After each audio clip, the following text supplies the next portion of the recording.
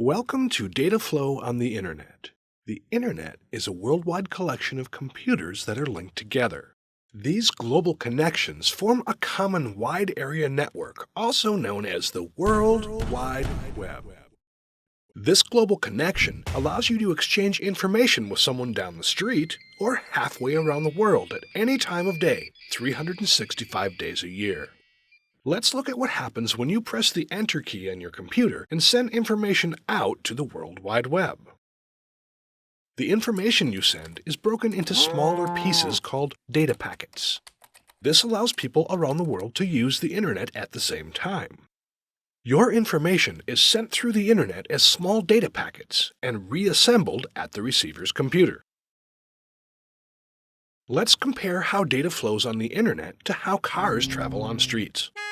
The data packets from your computer are sent to your Internet Service Provider, or ISP, which sends them out to the Internet. Just as streets have speed limits for cars, the speed at which your data packets travel is dependent on your Internet connection. High-speed connections like DSL, wireless, and mobile broadband allow data packets to travel at faster speeds than slower connections like dial-up and older broadband. The speed at which your data packets travel is also dependent on the size of the data packets. Just like large trucks take longer to get up to speed and may travel at a slower speed, larger data packets travel more slowly and take longer to reach their destination. Each data packet contains a piece of your original information, as well as your IP address and the address for the destination computer. It may also contain a sequence number if the application you use to send the information is guaranteeing its delivery. The data packets may also contain other bits of information needed for controlling and checking their content. Just like cars may use different roads within a highway network to reach the same destination city, your data packets may use different routes within the Internet network to reach the same destination computer. In this example, all of the red cars have the same IP address. This means the cars have the same origin and destination. They are, however, all traveling on different paths to reach that destination. The Internet is a series of many interconnecting networks.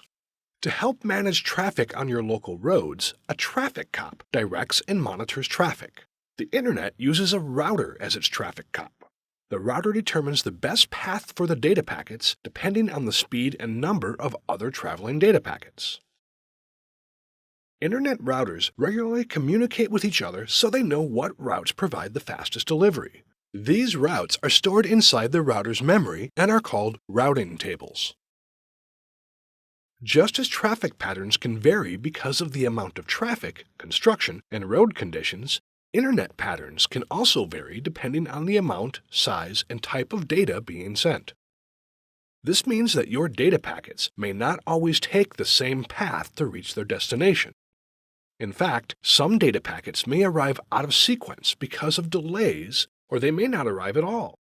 If you've ever used the Internet to listen to music or watch a video that cut out or looked pixelated, you've experienced high data traffic. Eventually, your data packets will reach the destination computer's ISP. Just as highways have on and off ramps, the local ISP is the destination computer's off-ramp for your data packets.